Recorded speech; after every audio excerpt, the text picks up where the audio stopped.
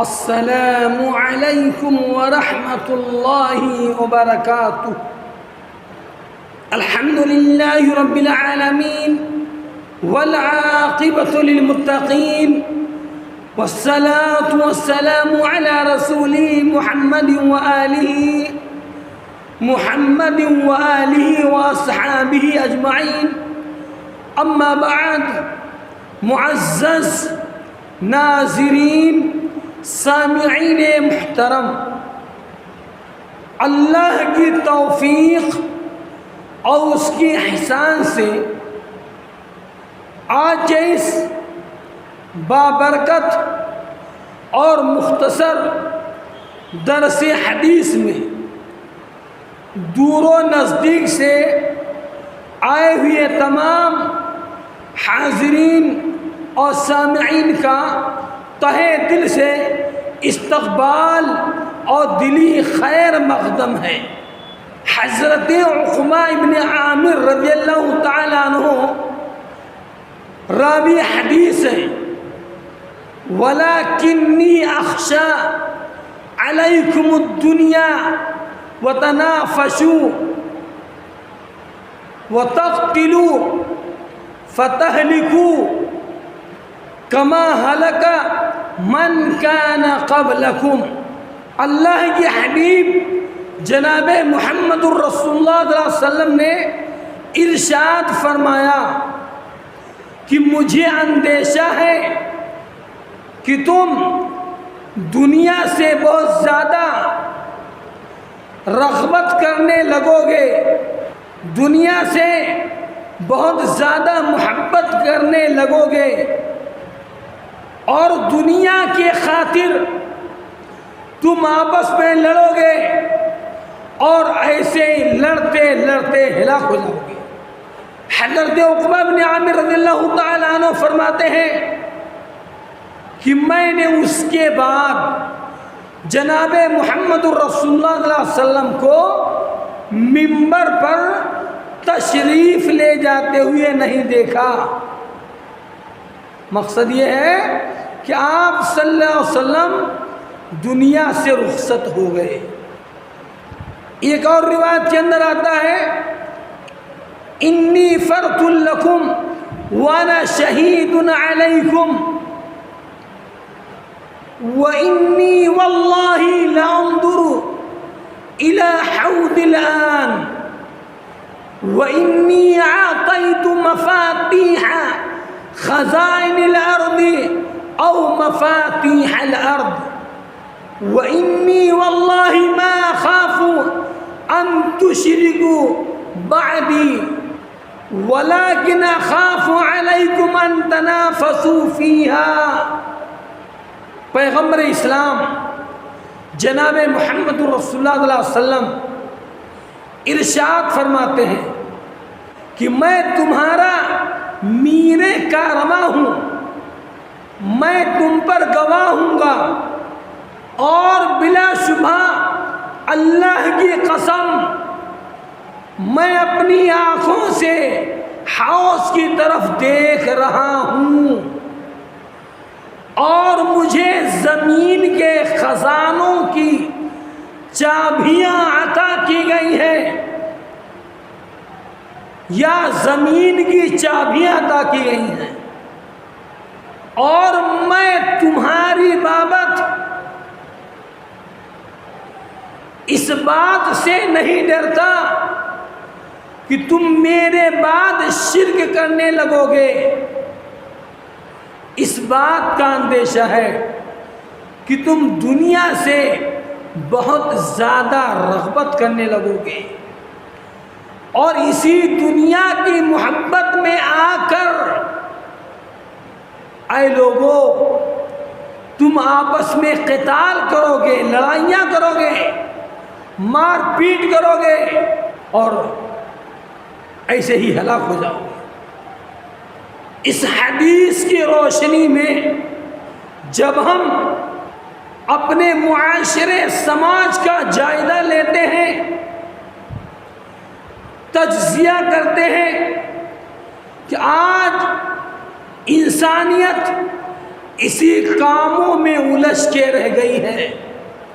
Property بنا لوں، اپنی کمائی میں نہ ہو تو دوسرے کی بنی بنائی پراپرٹی غصب کر لوں، ہڑپ لوں، یہ عمل جاری ہے۔ اللہ کے حبیب جناب محمد الرسول اللہ صلی اللہ علیہ وسلم نے فرمایا کہ میں اپنی آنکھوں سے اپنے حوض کی طرف دیکھ رہا ہوں۔ یہ اللہ کے حبیب جناب محمد الرسول اللہ صلی اللہ علیہ وسلم کا معجزہ ہے۔ اب اس حدیث کی روشنی میں اگر کوئی دنیا کا شخص دعویٰ کرتا ہے کہ میں بھی دنیا میں بیٹھے بیٹھے جنت اور جہنم کا نظارہ کرتا ہوں، تو ایسا آدمی دنیا کا بدترین شخص ہے، پاکھنڈی آدمی ہے۔ اللہ کے حبیب جناب محمد الرسول اللہ صلی اللہ علیہ وسلم نے فرمایا کہ اللہ سبحانہ و تعالیٰ نے مجھے زمین کے خزانوں کی چابیاں عطا فرمائی ہیں، مجھے عطا کیا گیا ہے زمین کے خزانوں کی چابیاں رب تعالیٰ کے جانب سے مجھے ملی ہے۔ اس کا مطلب یہ نہیں کہ قوالیاں بنا بنا کے گاؤ کہ نبی تو سب کی جھولیاں بھرتے ہیں، نبی کے پاس زمین و آسمان کی چابیاں ہیں، خزانوں کی چابیاں ہیں، نبی جس کو چاہتے ہیں بانٹتے پھرتے ہیں۔ قوالیاں گاتے ہیں نا کہ بھر دو جھولی میری ہے محمد، استغفر اللہ۔ جھولیاں کون بھرتا ہے، روزیاں کون دیتا ہے؟ اللہ سبحانہ و تعالیٰ دیتے ہیں، مگر کہتے ہیں کہ احادیث پڑھو تو صحیح، عمل تو کرو، اور کہتے ہیں آتا ہے بخار ان کو بخاری نہیں آتی۔ زمین و آسمان کی چابیاں رب تعالیٰ نے جناب محمد الرسول اللہ صلی اللہ علیہ وسلم کو عطا فرمایا۔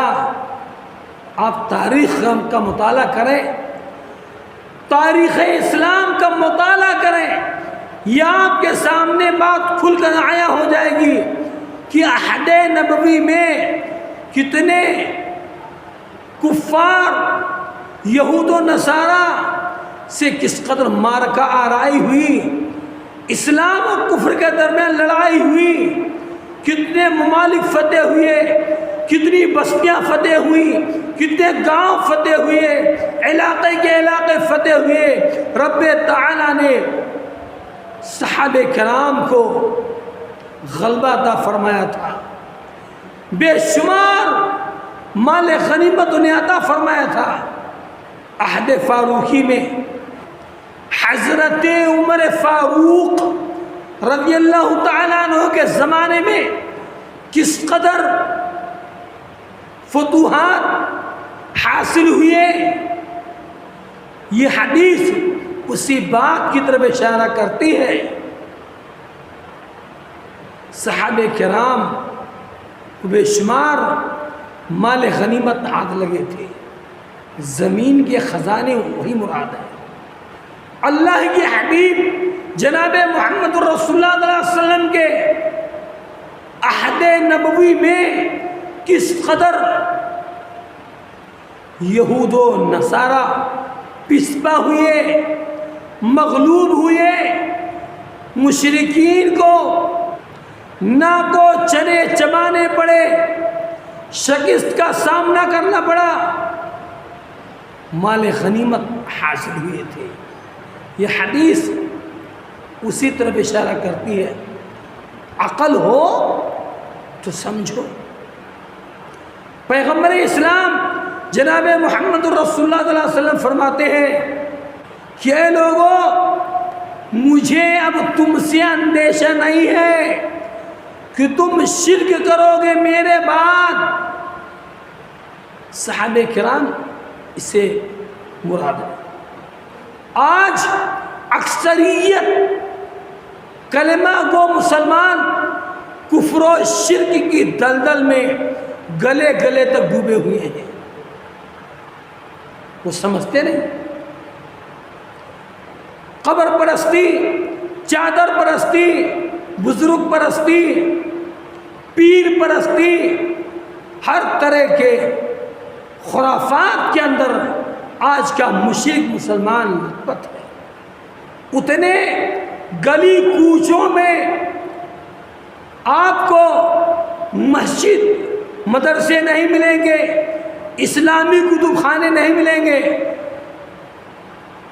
اسلامی اسٹڈیز سینٹر آپ کو نہیں ملے گا، لیکن آپ کو گلی کوچے میں مزار ملے گا، چادر چڑھا ہوا ملے گا.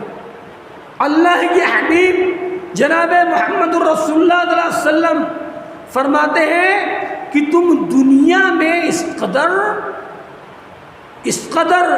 محو ہو جاؤ گے، دنیا میں اس قدر مشغول ہو جاؤ گے، دنیا ہی کو اپنا سب کچھ مال و متاع سمجھ بیٹھو گے. مجھے اس بات کا اندیشہ ہے. آج سب کچھ دنیا کے لیے، آخرت کا تصور نہیں ہے. میرے بھائیوں، حضرت عقبہ بن عامر رضی اللہ تعالیٰ عنہ کی روایت سے ثابت ہوتا ہے کہ اے لوگوں، یہ دنیا فانی ہے. راوی کہتے ہیں اس حدیث کو بیان کرنے کے بعد میں نے پیارے پیغمبر جناب محمد الرسول اللہ صلی اللہ علیہ وسلم کو منبر پر تشریف لے جاتے ہوئے نہیں دیکھا. مطلب آپ کا انتقال ہو گیا.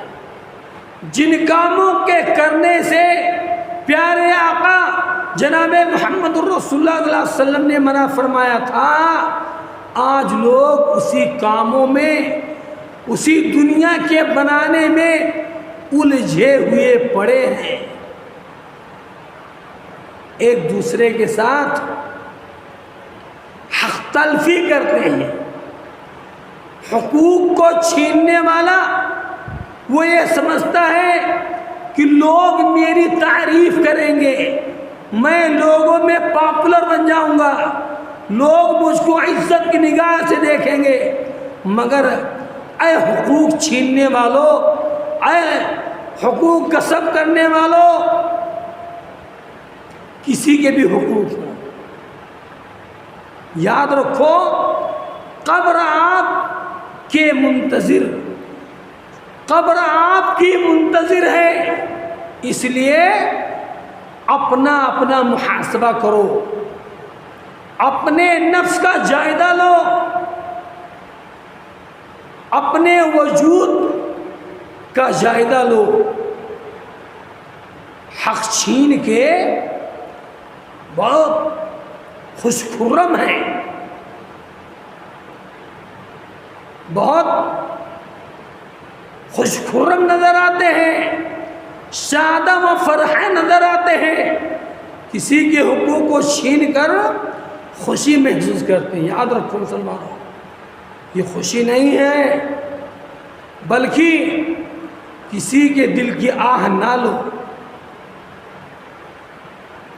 حدیث کے اندر صاف منع کیا گیا ہے کہ اے لوگوں، دنیا سے تم محبت کرنے لگو گے، اس میں الجھو گے، لڑو گے، مرو گے، جس طرح گزشتہ قومیں لڑ بھڑ کر نیست و نابود ہو گئی، تباہ ہو گئی.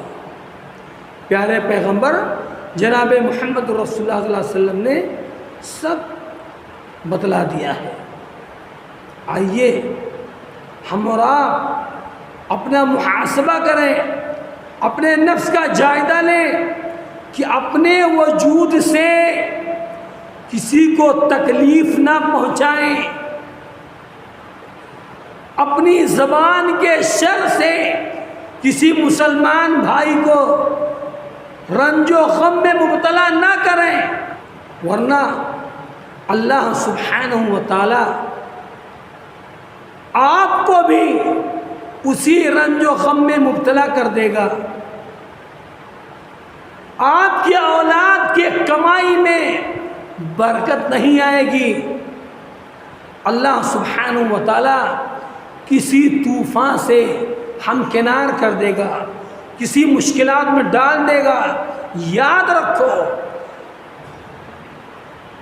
کسی کے گلے پہ چھری مت پھیرو، کسی کو پریشان نہ کرو، ورنہ رب تعالی کہ ہاں آپ کو سخت شرمندگی اٹھانی پڑے گی.